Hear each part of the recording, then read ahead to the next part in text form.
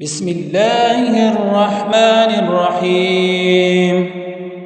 والفجر وليال عشر والشفع والوتر والليل إذا يسر هل في ذلك قسم لذي حجر ألم تر كيف فعل ربك بعاد إرم ذات العماد التي لم يخلق مثلها في البلاد وثمود الذين جابوا الصخر بالواد وفرعون ذي الأوتاد الذين طغوا في البلاد فأكثروا فيها الفساد فصب عليهم ربك سوط عذاب إن ربك لبالمرصاد فأما الإنسان إذا ما ابتلاه ربه فأكرمه ونعمه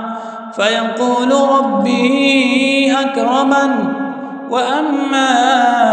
إذا ما ابتلاه فقدر عليه رزقه فيقول ربي أهانن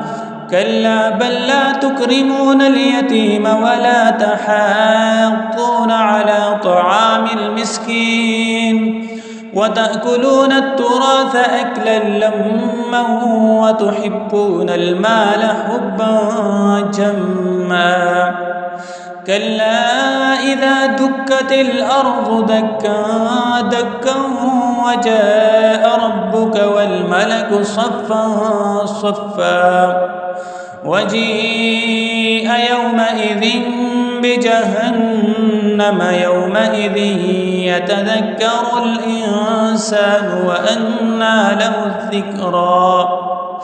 يقول يا ليتني قدمت لحياتي فيومئذ لا يعذب عذابه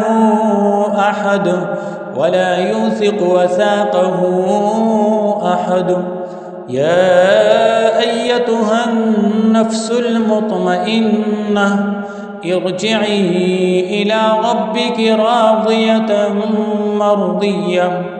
فادخلي في عبادي وادخلي جنتي.